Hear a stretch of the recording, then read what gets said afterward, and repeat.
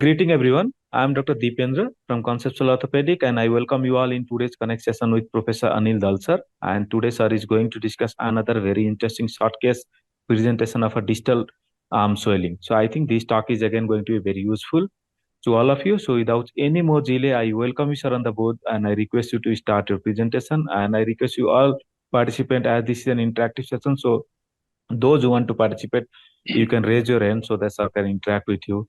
So today's case is a young lady, 24-year-old young lady, who presented with a swelling in the distal forearm of 1.5 years duration. And according to her, she was operated for the same swelling sometime in October 2022. So just after she complained of this swelling, she went to an orthopedic surgeon. She doesn't belong to Delhi, so wherever she was residing, she went to the local orthopedic surgeon and she was operated the very next month. And now she's presented to us and with the continuing complaint of a swelling which is increasing in size as the time goes by. And this is the photograph of the forearm, the left distal forearm just adjacent to the wrist area is the one which is involved. And you can see the difference between the two distal forearm and wrist areas. So how do you proceed further? Raju, can you tell us? What is the plan? How would you like to examine this short case? Obviously, this is a short case.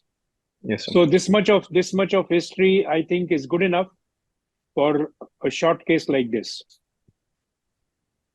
Yes, sir. I'll take look, Yep. feel, move, measure. Very good. So Sure. as far as the look is concerned, we have shown you this photograph. Yes, sir. So what all would you like to tell us under the inspection part? Okay. There's a diffuse swelling in the distal part of forearm. No, I'm near the not wrist. asking you that. I'm not asking you the description right now. Sir. We should first know what all is to be covered in description. Okay, so the skin. Okay, overlying skin. All right. Overlying skin. Yeah. What else? Neha. Any color? Change in the color. But that will be reflected on the skin, isn't it? Yes, sir. All right.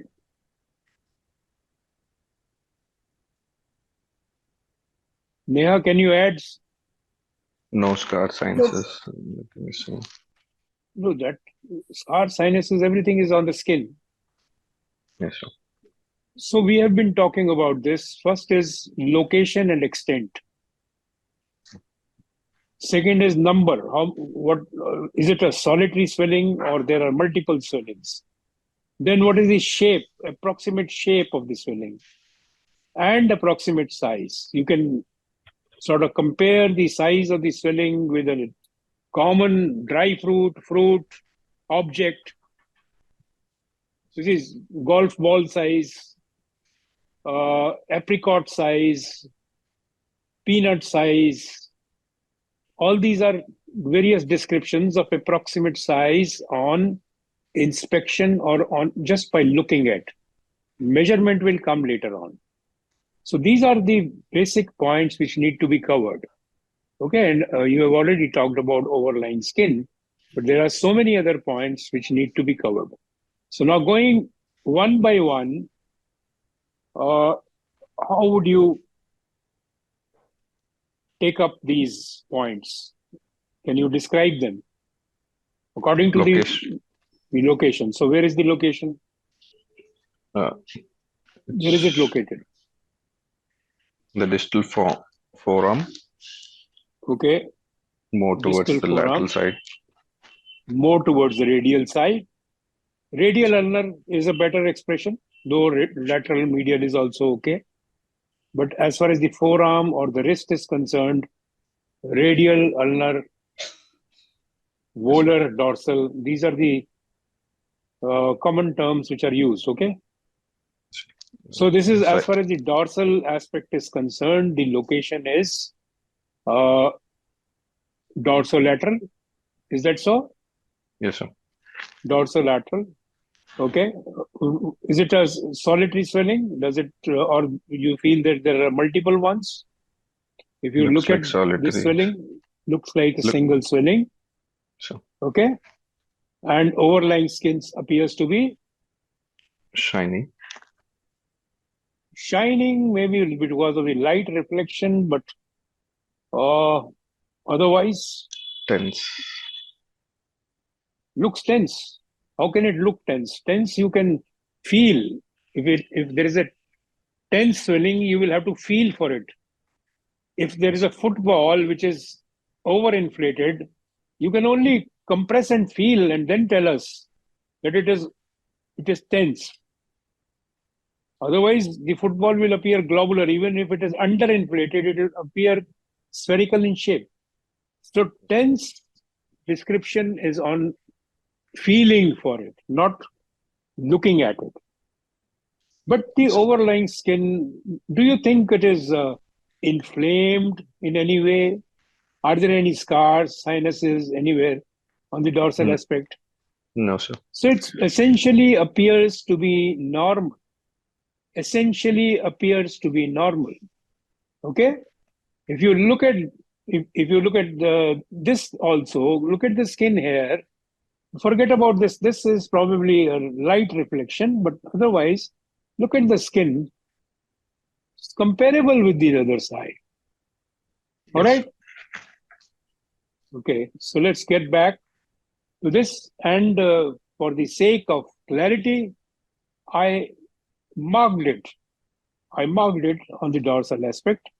And this is the volar aspect. Neha, can you describe the volar aspect? Good evening, sir. Good evening, Neha.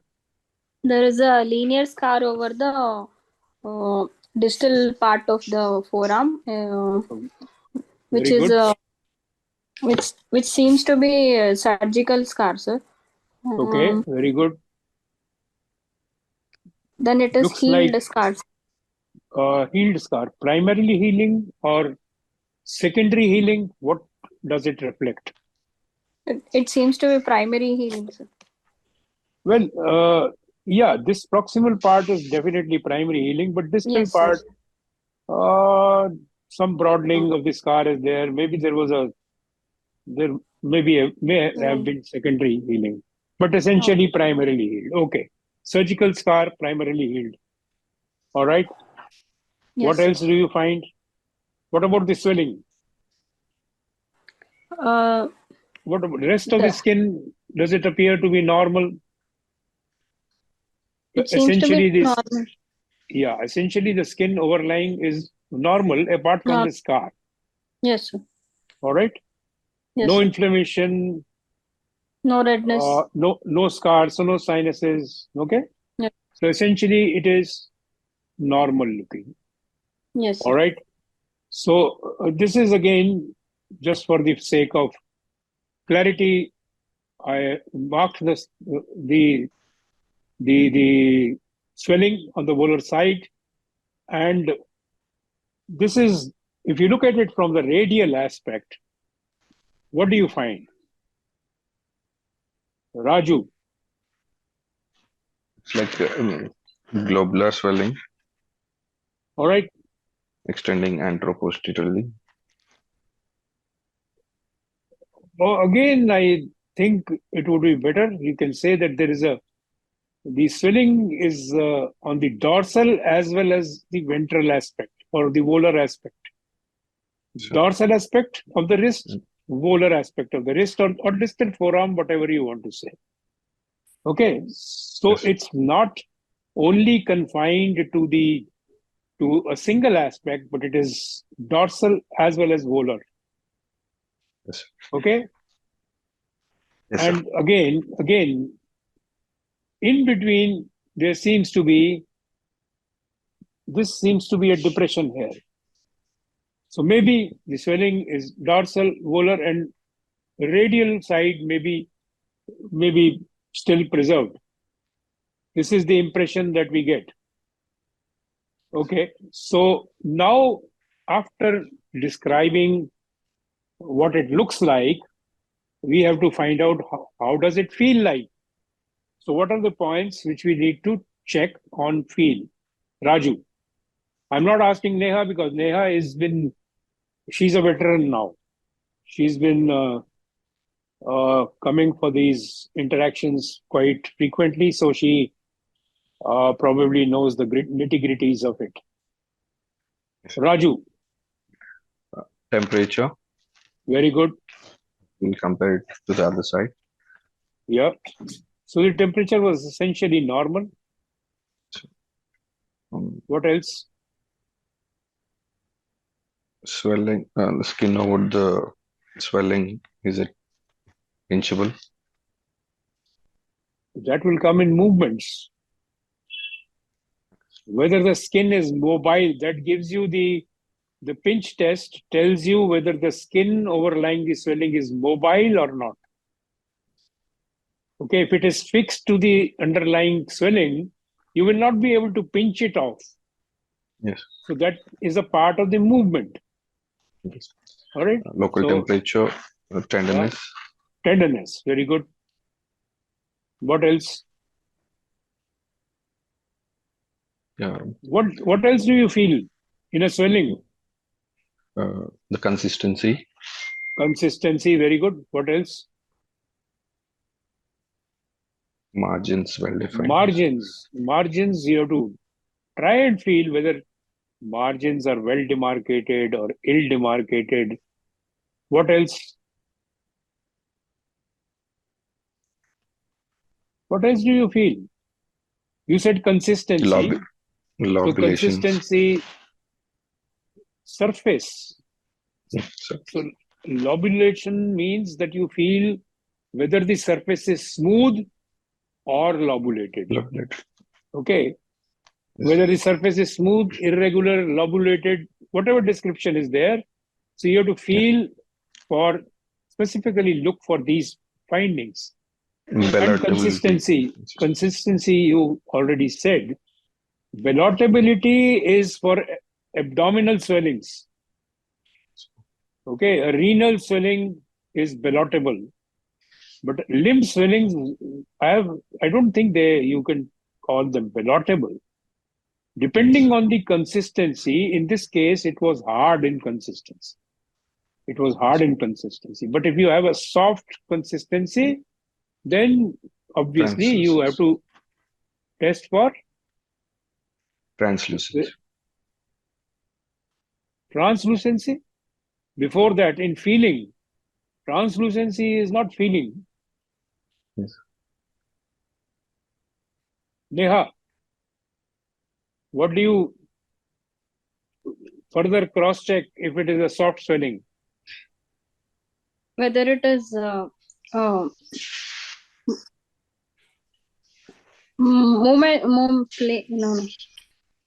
Supposing I give you a hint.